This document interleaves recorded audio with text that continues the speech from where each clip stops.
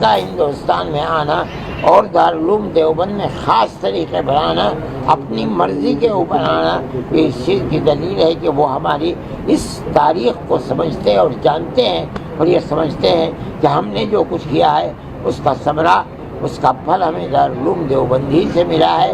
اور ہم نے یہ کہا کہ ہماری محبت کا یہ پیغام آپ امیر المومنین کو جا کر دیں۔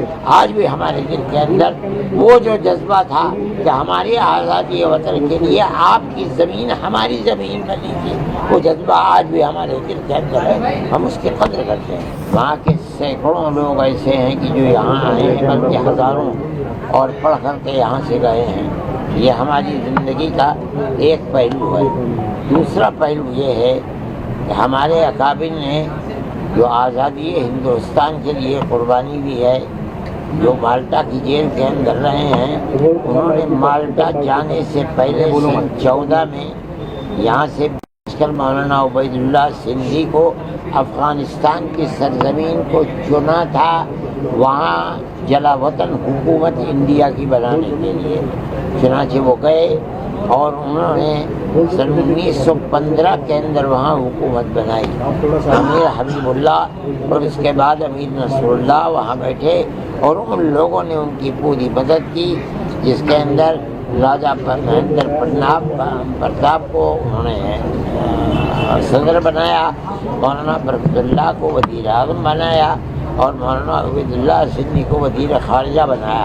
یہ ہندوستان کی ایسی تاریخ ہے کہ سوائے ہمارے اکابر کے کسی کے اندر یہ دمخم نہیں تھا کہ وہ دنیا کے اندر آزادی وطن کے لیے جلا وطن حکومت بنا سکتا۔ میں نے ان سے یہ بات کہی ہے کہ اس جلا وطن حکومت اور ملک کے اندر کوششوں کے نتیجے کے اندر ہندوستان آزاد ہوا ہے۔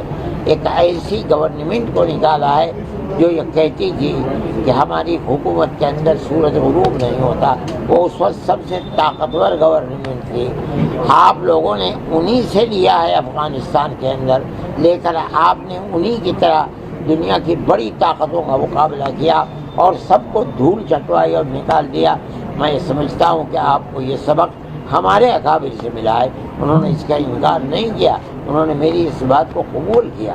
میں یہ سمجھتا ہوں کہ ان کا ہندوستان میں آنا اور دارالعلوم دیوبند میں خاص طریقے پر آنا، اپنی مرضی کے اوپر آنا، یہ اس چیز کی دلیل ہے کہ وہ ہماری اس تاریخ کو سمجھتے اور جانتے ہیں، اور یہ سمجھتے ہیں کہ ہم نے جو کچھ کیا ہے اس کا ثمرہ، اس کا پھل ہمیں دارالعلوم دیوبند ہی سے ملا ہے، اور اسی کے لیے ہم کوشش کر رہے ہیں۔ آج وہ آئے ہیں، ہم خوشی کے ساتھ ان کو قبول کرتے ہیں۔ ہم نے ان کو اہلاً و سہلاً کہا، اور ہم نے یہ کہا کہ ہماری محبت کا یہ پیغام آپ امیر المومنین کو جا کر دیں۔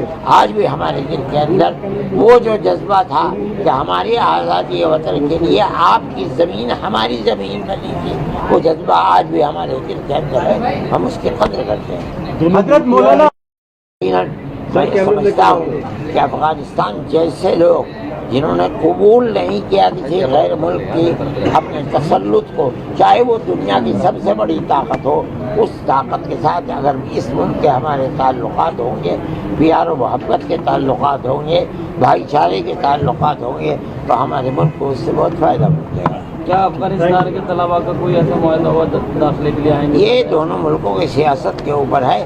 اگر ہندوستان سے ان کو ویزا ملنے لگے گا، انہوں نے کہا ہے کہ ہم سے وزیر خارجہ نے وعدہ کیا ہے، ملے گا، بہت خوشی کی بات ہے۔ ہندوستان میں آئیں گے، پڑھیں گے۔ ہماری کوئی اس مسئلے کے اوپر بات چیت نہیں۔ مولانا صاحب انہوں نے لڑکیوں کی تعلیم پہ بندش لگائی ہے، اس پہ کچھ مشورت، کچھ رائے نہیں، ہم سے کوئی بات ہی نہیں ہوئی اس مسئلے کے اوپر۔ آپ نے کچھ رائے نہیں دی؟ نہ انہوں نے پوچھا، نہ ہم نے رائے دی۔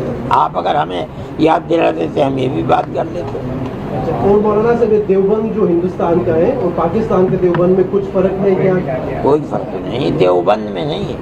ہمارا جو مسلک ہے مذہبی، جس کے اوپر ہم چلتے ہیں، اس میں کوئی فرق نہیں ہے، نہ یہاں، نہ بنگلہ دیش میں، نہ پاکستان میں، نہ امریکہ میں، نہ سوئٹزرلینڈ میں۔ جہاں مدرسے ہیں ایک ہی طرح کے مدرسے ہیں، ایک ہی مسلک ہے ان کا۔ مدنی صاحب، کل دلی میں سنتا ہوں. نہیں، لیکن ہم آپ سے یہ جاننا چاہ رہے ہیں کہ آپ سے ملاقات ہوئی ہے، مہیلاؤں کے اوپر جو افغانستان کا وچار ہے اس پہ آپ کتنا سہمت ہیں؟ میں یہ سمجھتا ہوں کہ یہ غلط ہے. مجھ سے آج لوگوں نے بتایا کہ یہ غلط ہے. یہ ایک اتفاق کی بات ہے کہ اس میں مرد تھے عورتیں نہیں تھے. انہوں نے منع نہیں کیا تھا عورتوں کے آنے سے. یہ غلط ہے، یہ پروپیگنڈا ہے. آپ کو لگتا ہے پاکستان اس وقت میں زیادہ خلبلی پاکستان میں مچی ہے کیونکہ پہلا دورہ اور وہ بھی ہندوستان میں ہوتا ہے؟ میں ان چیزوں سے یار تم جانتے ہو میں مسجد مدرسے کا آدمی ہوں. پاکستان گئے ہوئے مجھے 10 سال ہو گئے. مجھے کیا معلوم کیا ہوتا ہے.